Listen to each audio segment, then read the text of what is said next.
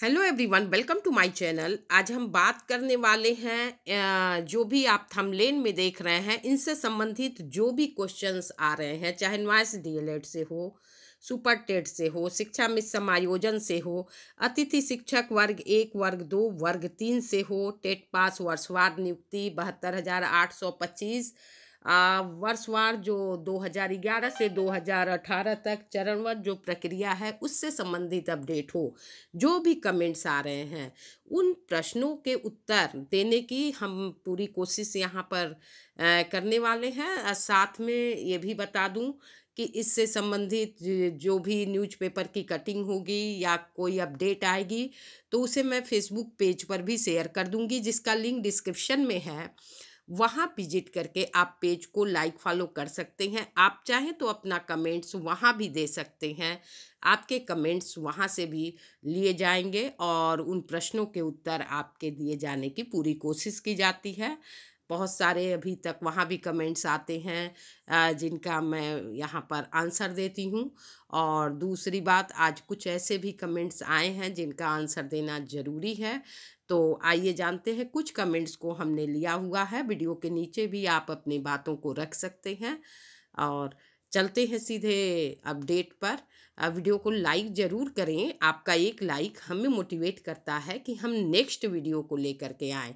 फ़िलहाल समयावधि के कारण जो समय है उसका अभाव है हमारे पास काफ़ी। आपको पता है, एक तो फैमिली है हमारी, उस पे भी वर्क, घर का काम है, यूट्यूब चैनल्स चलते हैं, साइट चलते हैं, जिनकी वजह से प्रॉपरली मैं टाइम टू टाइम वीडियो तो नहीं दे पाती हूँ। और अलग अलग अपडेट हालांकि मुझे देने चाहिए आपको, चाहे जैसे ये एमपी से क्वेश्चंस आ रहे हैं अतिथि शिक्षक को लेकर के, तो इस पर भी अलग वीडियो बनती हर चीज़ पर, लेकिन उतना मेरे पास टाइम नहीं है।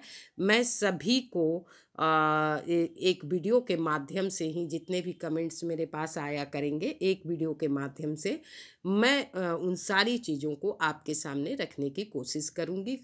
कोशिश यही रहेगी मेरी, चाहे मेरे पास टाइम है या नहीं है, एक वीडियो हम आपको पर डे ज़रूर दें। तो आइए चलते हैं और जानते हैं कि क्या क्वेश्चंस आ रहे थे। सबसे पहला क्वेश्चन मैं शिक्षा में समायोजन को लेकर के करने जा रही हूँ। शायद शिक्षा मित्र भाई बहन जो भी इस वीडियो को देख रहे हैं वो समायोजन को नहीं समझ पा रहे हैं, तभी उनके कमेंट्स इस तरह के आते हैं, फेक है या जुमलेबाजी है, या सरकार जो है मानदेय वृद्धि की बात कर रही है, आप समायोजन की बात कर रही हैं, तो सब कुछ गलत है। तो ऐसा ये फूल सिंह करके हैं, कोई लिख रहे हैं। तो इस तरह की जो बातें हैं, आप शायद समायोजन को नहीं समझ पाए हैं। समायोजन के बारे में पहले आप जो भी शिक्षा मित्र भाई बहन हैं उसको समझ लें। समायोजन यहाँ पर उन शिक्षा मित्रों का है जो टेट नॉन टेट है, मतलब टेट या सी टेट उन्होंने नहीं किया हुआ है। बाकी जो टेट या सी टेट क्वालिफाइड हैं वो सुपर टेट जो ये आया हुआ है 51,112 पदों पर जो भर्ती आ रही है, इसमें आप अप्लाई कर सकते हैं।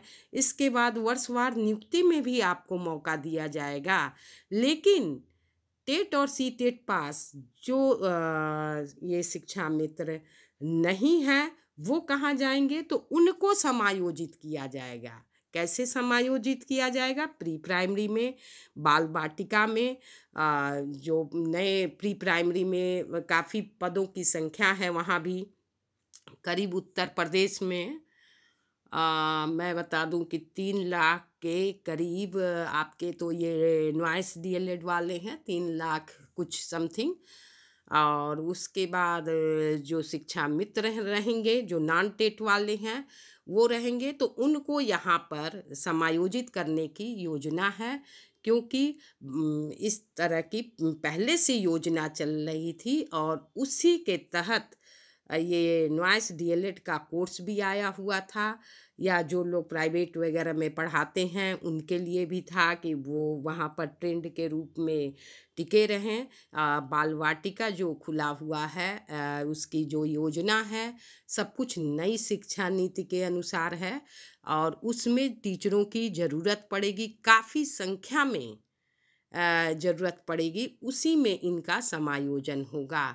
आपकी सैलरी भी अच्छी रहेगी, जो सैलरी कह दें या मानदेय कह दें वो भी आपकी अच्छी रहेगी। तो वो लगभग 35,000 के करीब उम्मीद है, जैसा कि सुनने में आ रहा है। तो इतना आपका तकरीबन रहेगा, आगे पीछे भी हो सकता है। रह गई बात डायरेक्ट समायोजन की, तो देखिए उसके लिए अभी तक तो कोई ऐसा कुछ नई शिक्षा नीति में न तो पेपर के लिए लिखा हुआ है, और न ही बाल वाटिका में ये भी नहीं लिखा हुआ है कि जो नॉइस डीएलएड वाले हैं या शिक्षा मित्र जो नॉन टेट हैं उनके लिए कोई विशेष डिग्री यहाँ पर चाहिए। तो ऐसा कुछ अभी फ़िलहाल नहीं लिखा है, क्योंकि ये नया नया ही बिल्कुल आ रहा है। तो यहाँ पर उम्मीद है ऐसे ही समायोजित किए जाएंगे। इस तरह का कोई वो नहीं होगा, लेकिन जो शिक्षा मित्र की योजना है वो सरकार बंद करेगी। इसी के तहत यहाँ पर बाल वाटिका, जिसे प्री प्राइमरी कहते हैं, उसमें इनका समायोजन होगा। यानी आप जो भी शिक्षा मित्र भाई बहन हैं, इस चीज़ को आप अच्छे तरीके से समझ लें। सभी शिक्षा मित्रों का यहाँ समायोजन की बात नहीं कही जा रही है। टेट सी टेट पास तो उसी तरह से आप एप्लीकेबल हैं जैसे अन्य टेट सी टेट पास अभ्यर्थी हैं। तो आप सुपर टेट में अप्लाई करें, सुपर टेट आपका आने वाला है और उसमें अप्लाई करें, पढ़ाई पर फोकस करें, इस पर आप विशेष ध्यान दें। और इसके बाद बात करते हैं अतिथि शिक्षक वर्ग 1, वर्ग 2, वर्ग 3। और हाँ, शिक्षा में समायोजन में एक और बात मैं बताना चाहूँगी कि जो शिक्षा में समायोजन है, जो टेट पास है, वो भी डायरेक्ट समायोजन अपने को न समझें कि हमारा समायोजन हो जाएगा। आपको नियुक्ति लेनी है, यानी सुपर टेट से आपको गुजरना है। यानी आपको आपका ऑब्जेक्टिव क्वेश्चन भी आएगा, आपसे पूछा जाएगा, और आपके इंटरव्यू भी शामिल होंगे यहाँ पर। और जहाँ इंटरव्यू नहीं होगा वहाँ लिखित परीक्षा के आधार पर ही, जो भी लिखित परीक्षा यानी रिटेन एग्जाम होंगे, चाहे वो ऑब्जेक्टिव टाइप के ही क्वेश्चंस आने वाले हैं, तो उसी के तहत आपकी नियुक्ति होगी। लेकिन उसके लिए आपको पढ़ना होगा, पढ़ाई पर अपना फोकस करिए। सारा फोकस डायरेक्ट टेट पास वालों की यहाँ वो समायोजित नहीं होने वाले हैं। जो नॉन टेट हैं उन्हीं का समायोजन बाल वाटिका के तहत किया जाएगा। और चाहे नॉइस डीएलएड हैं उनकी भी भर्ती होगी। नॉइस डीएलएड वाले से भी जो क्वेश्चंस आ रहे हैं वो काफ़ी नर्वस हैं, जैसा कि 18 महीने का ही इनका कोर्स कराया गया था। अब इनको प्राइमरी में तो लिया नहीं जा रहा है। हो सकता है आगे जाकर कोई इनके लिए अलग कोर्स आएगा, ब्रिज कोर्स वगैरह तो इनके लिए नहीं है, बीएड वालों के लिए है। कोई कोर्स सरकार करा करके प्राइमरी में लेगी। लेकिन जो नॉइस डीएलएड हैं, अगर उन्होंने टेट पास किया हुआ है, एक क्वेश्चंस मेरे पास आया हुआ है, एक कमेंट है नॉइस डीएलएड को लेकर के कि हमने टेट पास किया हुआ है, तो क्या ये मेरा टेट पास आगे वैलिड है या सी टेट पास हैं। तो देखिए अभी उसके लिए तो कोई नियम नहीं आया है। 18 महीने का जो नॉइस डीएलएड है, अभी का आपका जो टेट या सी टेट है वो आपके भले गुणवत्ता में सुधार के लिए रहेगा। यानी आपकी शैक्षिक वृद्धि होती रहेगी, आपका मापदंड होता रहेगा। उसके लिए तो आप अगर दे रहे हैं सी टेट वगैरह तो देते रहें, लेकिन जब ये नियम आएगा तब से आपको फिर से करना होगा। ये पीछे की डिग्रियां आपकी मान्य नहीं होगी। जो भी नॉइस डीएलएड के अभ्यर्थी हैं, इस चीज़ को आप समझ लें, और आप उस समय फिर से जब नियम आएगा, क्योंकि कोई नियम जिस तारीख से आता है उस तारीख से उसको माना जाता है। तो फिलहाल इसको लेकर के टेट सी टेट को लेकर नॉइस डीएलएड के लिए कोई अपडेट नहीं है। नई शिक्षा नीति में इस तरह की कोई भी बात नहीं कही गई है। अब बात करते हैं एक क्वेश्चन की। अतिथि शिक्षक वर्ग 1, वर्ग 2, वर्ग 3 को लेकर के। तो इन्होंने क्वेश्चन किया हुआ है, ये राजेश कुमार सोलंकी जी हैं। इन्होंने पूछा है कि मैम एमपी में भी लागू होगा क्या। मैं 2011 वर्ग 3 क्वालिफाई हूँ। और एक और क्वेश्चन है यहीं से, अभी जो वर्ग 1 का सुपर टेट हुआ था उसकी भर्ती कब होगी। तो यहाँ पर मैं आपको बता दूँ, ये हैं, इनको एक इस चीज़ को क्लियर कर दूं कि अभी अभी एमपी में नई सरकार बनी है। और जब नई सरकार बनती है, सत्ता नई सरकार की आई है, हालांकि वही है गवर्नमेंट, लेकिन कुछ टाइम लगता है। तो कम से कम साल, 1-2 साल के बाद ही उम्मीद करिए कि नई भर्ती आपकी आएगी, क्योंकि अभी अभी आपके यहाँ मानदेय में वृद्धि हुई थी। तो मानदेय में वृद्धि हुई थी। और एक और आप क्वेश्चन कर रहे हैं पदोन्नति को लेकर के। तो जब मानदेय में वृद्धि हुई है तो पदोन्नति की बात आप फिलहाल तो भूल जाएं। तुरंत पदोन्नति आप लोगों की नहीं होने वाली है। जो ये सुपर टेट अगर हुआ है तो इसकी भर्ती कम से कम साल भर के बाद ही आप मान करके चलें, क्योंकि सब कुछ के लिए फिर से सारी प्रक्रिया आपकी होगी। और परमानेंट का अभी आपके यहाँ कोई भी सवाल नहीं है। अभी तो बिल्कुल ये समझ लीजिए कि जो भी पद है, ये जो भरना है, उसके लिए नया नियमावली सरकार निकालेगी और नए तरीके से भरेगी, क्योंकि पिछला साल जो भी था वो खत्म हो चुका है। नया विज्ञापन निकालेगी, उसी के तहत सब कुछ होगा। इसलिए आप यहाँ पर पदोन्नति है या पद वृद्धि है, तो इसको लेकर भूल जाइए कि अभी कुछ होने वाला है, साल भर लगेगा। लेकिन आप अपनी तैयारी करते रहें, पढ़ाई पर फोकस करें, और तो ज़्यादा बेस्ट रहेगा। रह गई बात एमपी में लागू होगा 2011 वर्ग 3 क्वालिफाई हूँ। तो एक बात मैं यहाँ पर बता दूँ कि जो भी नियम है राष्ट्रीय शिक्षा नीति के, वो सभी जगह लागू होंगे। और ये यहाँ पर ये भी क्लियर नहीं हो पाया है कि आप क्या पूछना चाहते हैं, वर्षवार नियुक्ति को लेकर के या फिर संविदा को लेकर के। तो ये संविदा भी पूरे भारत के लिए ही है, एक राज्य के लिए ये नहीं है। जो भी संविदा समाप्त करने की योजना है, कहीं भी आप देख रहे होंगे, बिहार में नियोजित शिक्षक थे, उनको भी परमानेंट नहीं किया वहाँ की सरकार ने। आप उत्तराखंड मॉडल देख लीजिए, आप राजस्थान देख लीजिए, कहीं भी देख लीजिए, कोई भी राज्य अगर शिक्षा मित्रों के लिए कुछ कर रही है तो वो उसी नियम के तहत कर रही है, जो नियम नई शिक्षा नीति में आए हुए हैं।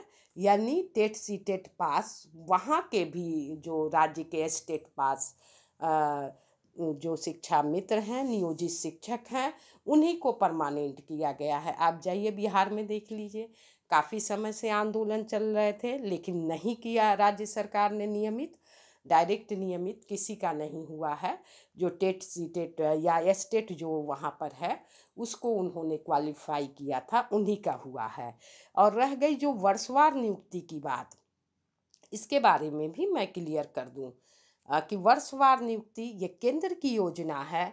और केंद्र की योजना के तहत अब उत्तर प्रदेश में चूँकि रिटायरमेंट भी हर साल लोग होते रहे हैं, काफ़ी समय से रिटायरमेंट यहाँ पर चल रहे हैं 4 साल 5 साल से, और नई भर्ती हुई नहीं है। एक तो रिटायरमेंट के पद खाली हैं, और दूसरे जो नई शिक्षा नीति के तहत हर कक्षा में शिक्षक योजना है, उसके तहत भी शिक्षकों के बहुत ज़्यादा मात्रा में पद खाली हैं, जिसको भरने के लिए यहाँ पर टेट पास वर्षवार नियुक्ति की जानी है। और ये बहुत ही ज़रूरी है, क्योंकि अगर ऐसा सरकार नहीं करती है तो काफ़ी मात्रा में पद खाली रह जाएंगे, जबकि अन्य राज्यों में भी यही स्थिति लगभग है। और जल्दी जल्दी भर्तियां इसीलिए लोग कर रहे हैं ताकि जो हर शिक्षा में हर कक्षा में शिक्षक योजना है उसके तहत भर्ती हो सके। कायाकल्प जो आया हुआ था विद्यालयों का, उसके तहत विद्यालय निर्माण भी हुआ है। यही नहीं, केवल उत्तर प्रदेश में ही नहीं, लगभग हर राज्यों में स्थिति में सुधार हुआ है। कायाकल्प के तहत विद्यालयों का निर्माण किया गया है, कक्षाओं का निर्माण किया गया है, और जो आवासीय शिक्षकों के रहने के लिए भी सब प्रबंध किए जा रहे हैं। लगभग हर जगह यही सब प्रक्रिया चल रही है। तो जो भी नई शिक्षा नीति में है, एक बार आप उसको पढ़िए, ये सारी बातें वहाँ से ही क्लियर हैं। और जब केंद्र की योजना है, तो केंद्र की योजना के तहत अगर आपके यहाँ भी शिक्षक के पद खाली रह जाते हैं, जो भर्ती हो रही है लगातार, उन भर्तियों से नहीं भरे जाते हैं, तो इसी के तहत वर्षवार नियुक्ति वहाँ भी करनी पड़ेगी। जैसा कि उत्तर प्रदेश में इनको करना भी ज़रूरी है, क्योंकि 72,825 के कुछ पद खाली हैं, 69,000 के कुछ केसेज हैं, 68,500 के हैं। जो लोग भी यहाँ कोर्ट केस जीत करके आए हैं, तो सरकार भी अपनी पॉलिसी चलती है कि उनको तो नियुक्ति चाहिए। अब वो चाहती है सरकार कि आपको नियुक्ति दे दें। जो भी कैंडिडेट हैं पुराने कोर्ट केस जीत रहे हैं, तो उन सरकार की ये योजना है, उनको तो हम एक नियुक्ति दे दें। और उनको नियुक्ति से मतलब है, अगर ये पुरानी नियुक्ति देते हैं तो इसमें सरकार भी फंसती है, क्योंकि इनको अगर उस समय से ये वेतन की मांग करेंगे जिस समय से इनकी नियुक्ति रुकी हुई थी, तो ये सब पीछे का वेतन सरकार अपने गले में फांसी क्यों लगाने जाए अपने। इसलिए जो है सरकार ने इस तरह का टेट पास वर्षवार नियुक्ति यहाँ पर कर देगी, जिससे कि सभी को नियुक्ति मिल जाएगी, सभी को नियुक्ति हो जाएगा। जो लोग भी कोर्ट केस जीत करके आ रहे हैं, तो इस तरह की दिक्कतें नहीं आएगी। जैसा कि मेरा अपना ये विचार है, इस बारे में मैं यही बताऊंगी। यही योजना लगभग है, और वर्षवार नियुक्ति आपकी होनी है। इसलिए आपको, चाहे वो 72,825 वाले हों, 2014 वाले हों या आगे हों, जो भी सीटें टेट पास कैंडिडेट बच चुके हैं, प्रथम चरण में इनकी भर्ती होगी। केंद्र सरकार इसको लेकर के आएगी और ये सब कुछ आपके सामने होगा। इसलिए ज़्यादा समय पढ़ाई पर फोकस करिए। अब पहले वाली स्थिति नहीं है। टीचरों की जो भी भर्ती होगी, उसमें एक बात आप गांठ मान लें, सरकार क्वालिटी को देखेगी और क्वालिटी के तहत ही आपको लिया जाएगा। इसलिए आप पढ़ाई पर अपना फोकस करें, सुपर टेट की ही आप तैयारी करें जो भी हैं, जिससे कि आपके सभी विषयों पर पकड़ बना रहेगा। और जो अपडेट्स वगैरह हैं उस सब से आप अवगत रहा करें। परमानेंट पढ़ाई करते करते एक आदत में भी आप आ जाएंगे। पर डे आप अपनी गणित की प्रैक्टिस का कुछ समय निकाल लें, थोड़े थोड़े समय ही निकाल लें, धीरे धीरे आप लय में आ जाएंगे। क्योंकि पढ़ाई छूटने के बाद होता क्या है कि बहुत ही दिक्कतें आती हैं, पढ़ने को मन नहीं करता। आप वीडियो सुनेंगे, कोई फैमिली में तनाव है, वही बातें दिमाग में गुजती है। तो इन सब से दूर हटने के लिए बार बार जब हम पढ़ाई वीडियो को देखेंगे, बार बार पढ़ाई करेंगे, तो वो बातें फिर धीरे धीरे दिमाग में रिपीट होने लगती है। क्वेश्चन हमारे पास इस तरह का आया हुआ था, फैमिली मैटर को लेकर के क्या करें, पढ़ाई नहीं हो पाती है, तनाव बनते हैं फैमिली में। जाहिर सी बात है, अब सभी कहीं ना कहीं एंगेज हैं, कितने लोग 50 साल 55 साल इस तरह के हो गए हैं। और उसी तरह की क्वालिटी सरकार चाहेगी तो दिक्कत तो आएगी ही। उसके लिए हमें अपने में ही इम्प्रूवमेंट लाना होगा। हमारे मैटर से सरकार को क्या लेना देना है, कोई लेना देना नहीं है किसी की भी परेशानियों से। सरकार जो भी भर्ती करने वाली है वो एक आपको मौका देगी, और उस मौके में आपको चूकना नहीं है। इसलिए चाहे आपकी उम्र कोई भी हो, आप पढ़ाई ज़रूर करें। आज के समय में तो मोबाइल हो गया है। शायद हम लोग जब 2011 टेट दे रहे थे उस समय न तो सभी के पास मोबाइल था, न ही इतने सारे फ्री यूट्यूब चैनल्स थे जो इस समय अवेलेबल हैं हमारे पास। तो हम वहाँ से भी थोड़ा थोड़ा पढ़ाई कर सकते हैं, कार्यों के दौरान भी कर सकते हैं। और पर डे करते करते आप देखेंगे कि आपकी पढ़ाई बहुत मजबूत हो रही है। पढ़ाई पर कुल मिला करके आपको फोकस करना है। आपको अगर एक सीट पाना है, खैर यहाँ पर सीटों की संख्या काफ़ी जो लिस्ट होगी वो काफ़ी बड़ी हो सकती है। 1 लाख पद, आपको 1.5 लाख पद ऐसे प्रथम चरण में देखने को मिले। दूसरे चरण में अब किस तरह से होगी ये भर्ती प्रक्रिया, सब कुछ जल्द सामने आ जाएगा। अभी तक इसको लेकर के कोई ऐसा नियम नहीं आया है कि किस तरह से आएगा। बस प्रथम चरण में पद आने वाले हैं, काफ़ी संख्या में पद रिक्त हैं, यही सूचना है इसको लेकर।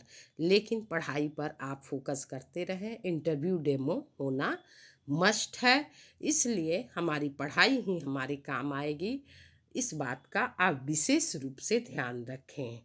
तो फिर मिलते हैं नेक्स्ट वीडियो में। इससे संबंधित कोई भी कमेंट्स आपके मन में है, अगर आप वीडियो के नीचे नहीं लिखना चाहते हैं तो आप हमारे पेज को फॉलो कर सकते हैं। वहाँ पर अपने कमेंट्स लिखिए, हम उन प्रश्नों को लेंगे और उन सभी प्रश्नों के जवाब देने की कोशिश करेंगे। फिलहाल इस वीडियो में इतना ही, फिर मिलते हैं नेक्स्ट अपडेट में। तब तक के लिए thanks for watching. Thank you so much.